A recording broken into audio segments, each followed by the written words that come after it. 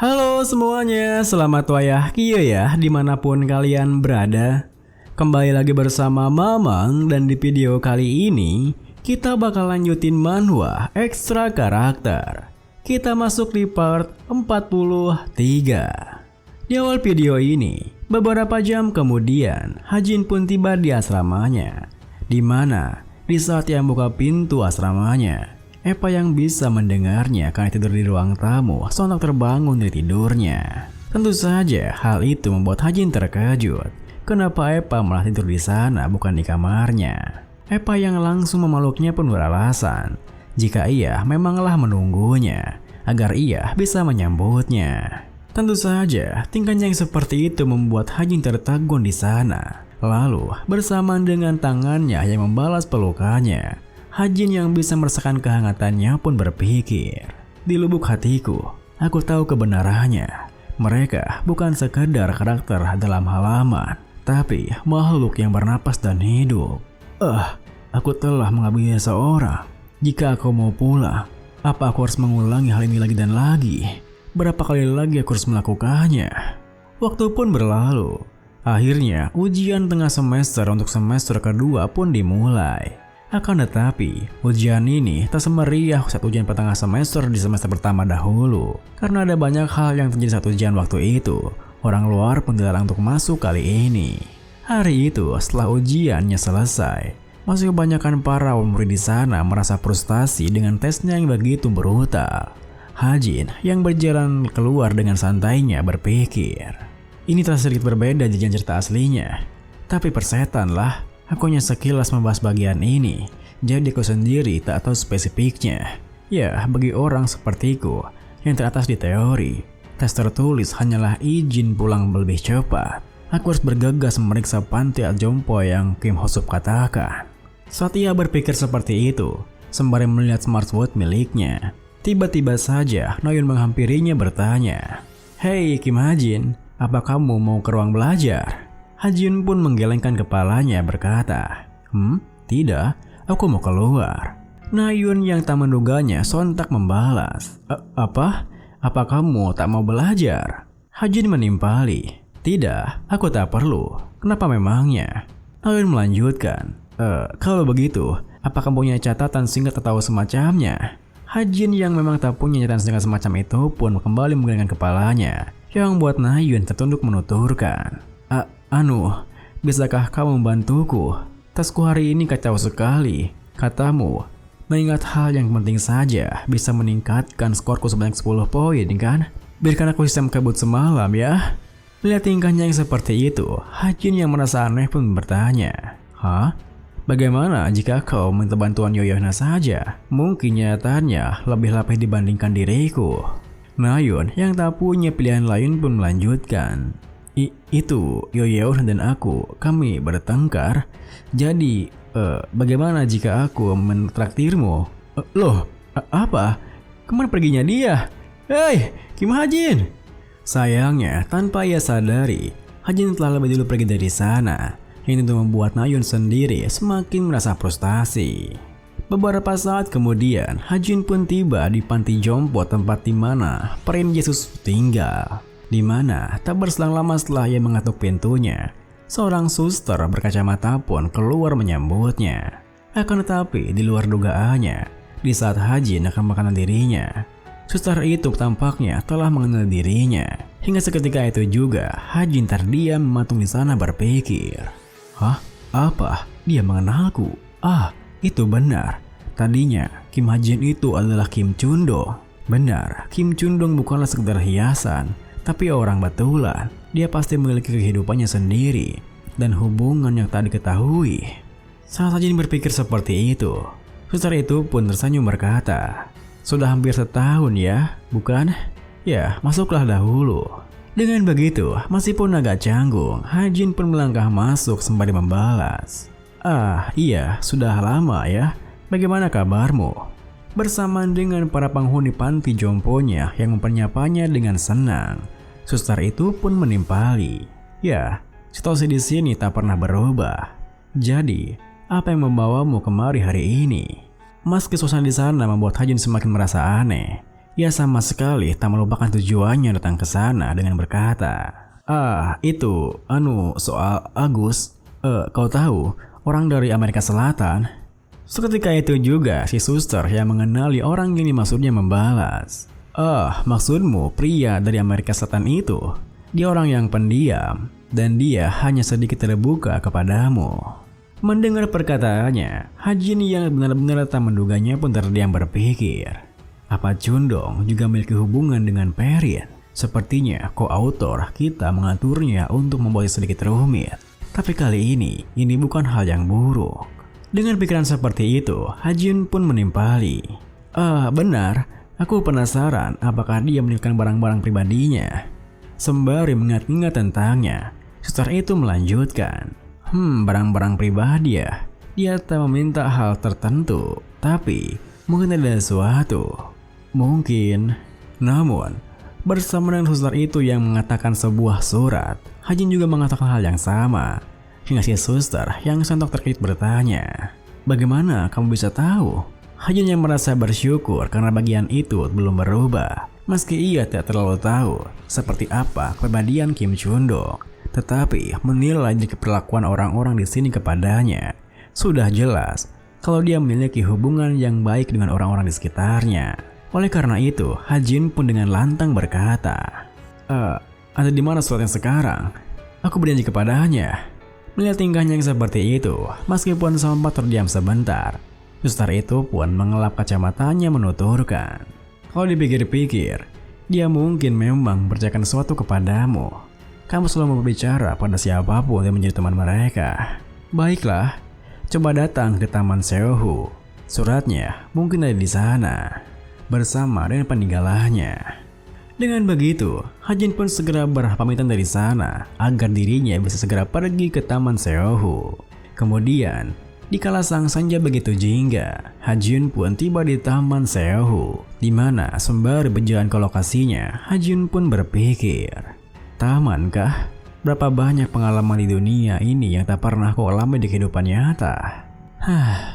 Ketemu. Bagian 17 baris pertama, slot keempat. Itu suratnya. Untung saja masih ada di sini. Tunggu. Aku sudah tahu apa isi suratnya. Apa aku benar-benar harus membukanya? Setidaknya seharusnya bukan aku yang pertama membacanya kan? Tapi tidak.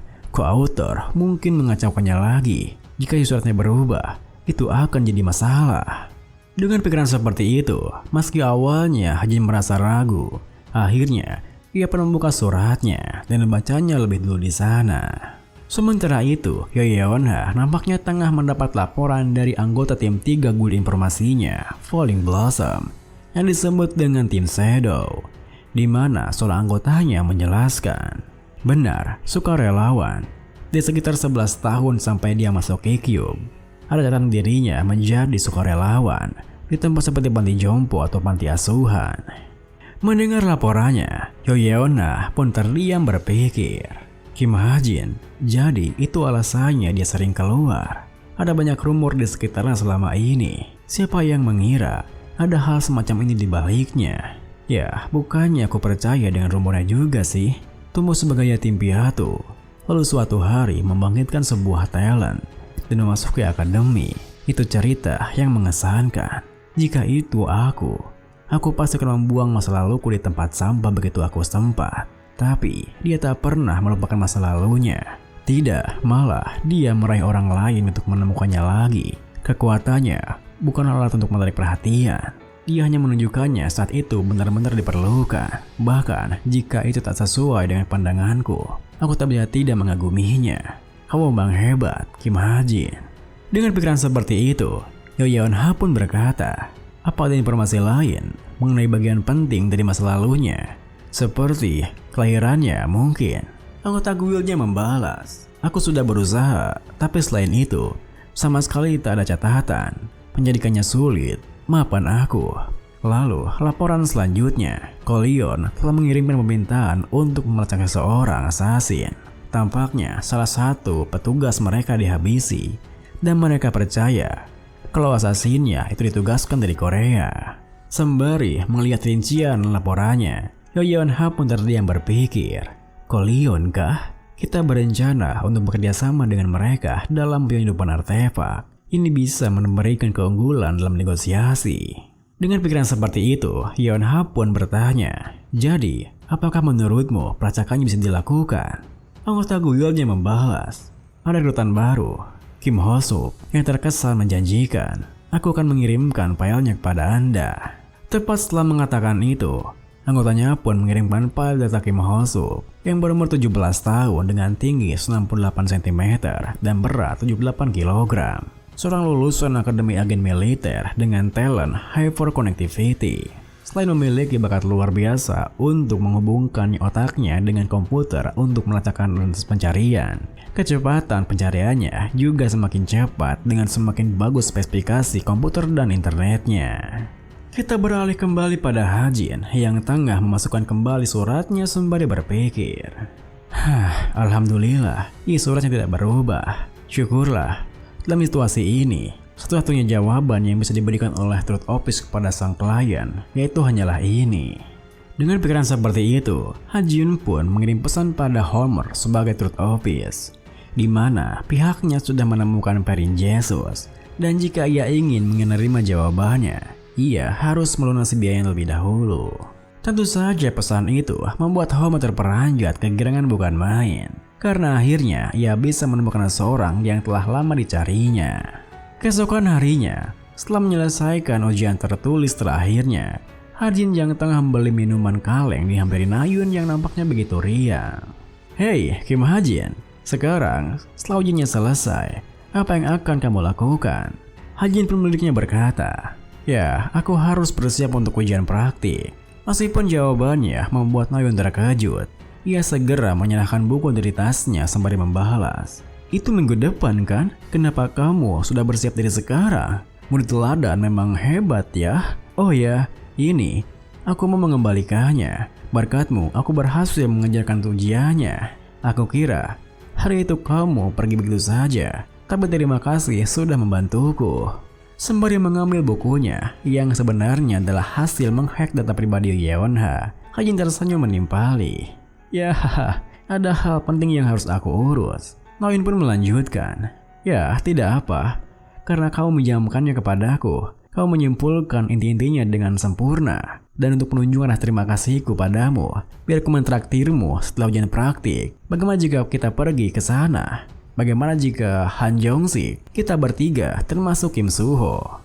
Meskipun restoran Han Jong-sik membuat Hajin terkejut sampai meneteskan air liurnya, karena itu adalah restoran premium Korea di Gangwado. Ia segera memalingkan wajahnya berkata, Aku tak ikut. Tentu saja penolakan Hajin membuat Nayun terkejut.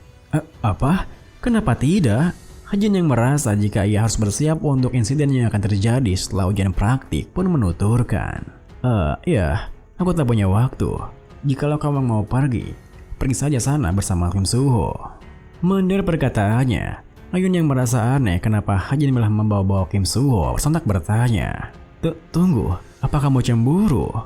Tentu saja pertanyaan Nayun membuat Hajin menyemburkan minuman di mulutnya. Cemburu? Yang benar saja, apa yang kau bicarakan? Melihat responnya yang seperti itu, Nayun yang merasa malu sendiri pun berkata, Iya, lupakan ucapanku barusan. Aku hanya mau membalasmu soal restoran Paris yang waktu itu. Sembari melangkah pergi dari sana, Hajin membalas, lupakan saja, aku tak tertarik, aku pergi dulu, bye. Nayun yang tak bisa menghentikannya menimpali. Benarkah? Meskipun itu makanan lengkap? Hei, apa-apaan? Tapi tetap saja, hanya kita berdua, itu tidak akan terjadi.